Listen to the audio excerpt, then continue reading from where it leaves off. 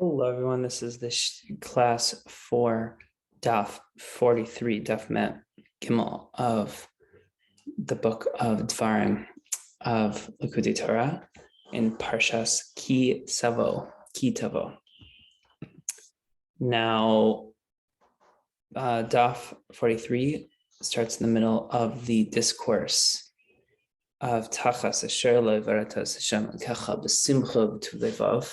Since you, the Jews, did not serve God, your God, with joy, with gladness of heart, you will serve your enemies. Now, this is often cited as one indication it is necessary to worship Hashem with a feeling of joy. Yet, it's a demand of us Jews that we each develop such a level of piety that we serve God out of a feeling of heartfelt joy. It seems not only unreasonable, but actually contradictory to a second verse that implies that only the righteous, only the tzaddikim are able to attain this level. However, this matter is simple to understand, as shall become evident after a discussion of just how one may arouse this simcha and tuv levav, this joy and gladness of heart to begin with. Now, there are two major aspects to serve Hashem. Specifically, this is Torah and tefillah.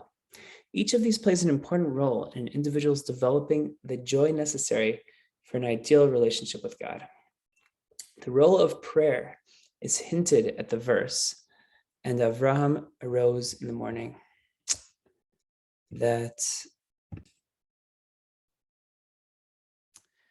each one of our forefathers, Avraham, Yitzchak, and Yaakov, was considered the very embodiment of a particular godly emotion. Love of God, which is Avram Avinu, fear of God, which is Yitzchak, and mercy, which is Yaakov. As we often find the name of one of the forefathers serving as reference also to his outstanding quality. In addition to the simple and obvious meaning, the verse, and Avraham arose in the morning, tells us that the best time to arouse in oneself the quality of Avraham Avinu, which is the love of God, is in the morning, at the time of the morning prayer. The idea behind this is the fact that each and every Jew, being a descendant of Avraham, Yitzchak, and Yaakov, has an inherent part of his or her nature, an indistinguishable love for God, which is an inheritance from our forefathers. Now, this love, however, is sometimes so deeply buried within the person's soul as to be hidden and unnoticed. And in that case, is referred to in a particularly fitting analogy as sleep. That the neshama is asleep. A sleeping person's mind, even though the mind is active, it's not capable of conscious, deliberate thought. Even though they have dreams that may represent things that a dreamer has indeed seen or knows, and may even induce particular feelings within the sleeper. But he or she cannot, while asleep, exert any control over dreams or consciously think them through. The love for God hidden within the heart of each and every single Jew is also sometimes in a state of sleep, and that it too does not then directly affect the person's conscious actions and thoughts. It is more like a dream, since it leaves nothing more than a mere impression on the individual, who may then know deep within his or her heart that Hashem exists, and even that that the whole earth is filled with his glory, as it says in Yeshaya.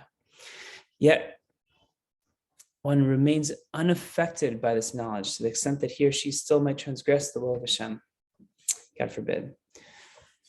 Now, the person hasn't yet developed their innate love for God to the point where it motivates their day-to-day life. And they must wake up, arouse the sleeping love. They must become more conscious of it by deliberately thinking at length about the omnipresence of Hashem. Now, since virtually all of the morning prayer service consists of praise of God and reference to his omnipresence, lengthy reflection during prayer about what we are saying is especially helpful towards arousing this love. And this is the helpful hint that the Torah passage gives us by saying that Avraham arose in the morning, meaning that the reference to the godly love that we inherit from Avraham Avinu it helps our soul arise from that state of slumber, specifically during the Shachar's prayer. Now, specifically, what a person should reflect upon during tefillah is the fact that everything derives its existence from Hashem. And therefore, Hashem is the only true existence. Everything in the universe is nothing more than a manifestation of Hashem's creative power. Nothing exists independently of Him.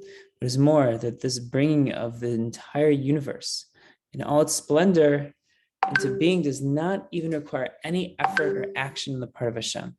It does not affect Hashem himself in the slightest.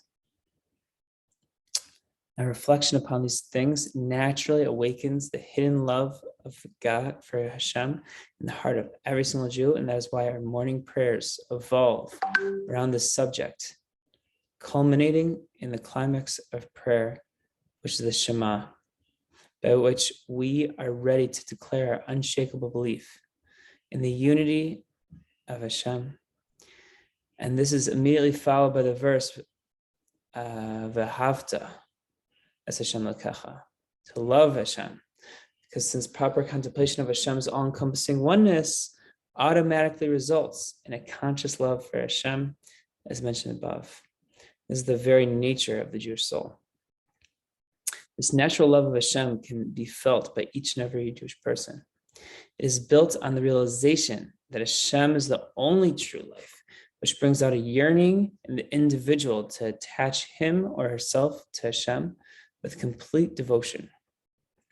However, this may be called a self-centered love, since the person yearns to attach his or her soul to the true source of his own life. It can be distinguished from a second type of love for Hashem, which is not necessarily within the reach of every single person to attain. The second kind of love has no element of self at all. A person's every action on this level is motivated by a purely altruistic desire to fulfill the will of Hashem.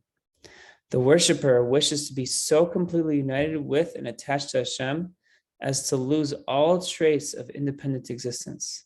He or she longs for his or her soul to return to its maker and to be reabsorbed in Hashem's all-encompassing unity.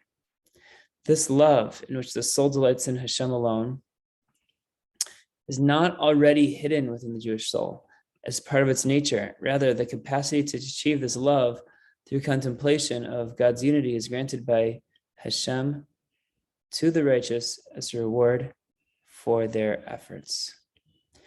Now, the yearning that we have been discussing, the yearning of each and every Jewish soul to attach itself to the true source of life, which is Hashem, cries out for fulfillment, cries out to be satisfied by the person actually attaching him or herself to Hashem. The only possible way for mortal man, a created entity, to attach him or herself to Hashem is through the study of the Torah and the performance of mitzvahs. Through Torah, one may literally unite with Hashem, unity which would certainly be impossible were it not for the greatness of Hashem, great kindness of Hashem, and allowing us to achieve it through Torah. It is this attainment of the innermost yearning of the soul that brings a person to an unparalleled feeling of joy and gladness of heart. The same joy that is demanded of us in the verse quoted above. Now that we understand how this joy is attained, we see that it is not at all unreasonable for Hashem to expect it of us. This is because every single Jew, no matter what his or her present level, has the power to awaken the hidden love to Hashem that's within his or her soul. And we certainly have this responsibility to study the Torah and do the mitzvahs, which study, coupled with the love and longing, which it satisfies, naturally brings a Jew to the joy and gladness of heart in question. It is the natural joy of the Jewish soul uniting with its creator, with Hashem through Torah and mitzvahs. It's this joy we call simcha shel mitzvah that is considered very important. And this joy comes to a person in two ways. The first is when immediately following morning prayers, the worshiper engages in Torah study. In this case, since he or she is fresh from experiencing the heartfelt love of Hashem roused during prayer, the yearning of his or her soul for God being immediately satisfied through Torah study, this brings about the joy in an easy and straightforward manner. The second applies after the worshiper has finished praying and is already involved in his or her affairs for the day. Then even though no longer involved in holy actions like prayer, the very thought that he or she is not so close to God has brought him or herself far from him by sinning and so on, yet still gets to unite with Hashem through Torah study and mitzvah observance. It brings one to rejoice after all at his or her coming back and uniting with Hashem. Either way, through this joy accessible to the average Jew, and is not to be confused with the joy experienced by the righteous who have attained the selfless love for God mentioned above, which is that higher level of love. This being the case, we see that there's really no contradiction between the verse in this week's Torah portion, which is tachas asher lo ivaratas Hashem elkecha b'simcha v'tu levav. This which is simcha shel mitzvah, and the verse in Tehillim that we quoted earlier, Ivdos Hashem b'simcha, I believe, which speaking about the unique level that they have reached. This implies that is the righteous who experience joy in God. Finally, to get the most of one's prayers, one should contemplate beforehand just how far from Hashem he or she actually is. Also, there are three things which help to remove all obstacles to successful prayer: immersion in a mikvah before prayer, contributing to charity, and studying Jewish ethical teachings called Musar in Hebrew, particularly those found in the classic work of the Zohar. You should have a wonderful, wonderful day. And that is the end of the discourse of tachas.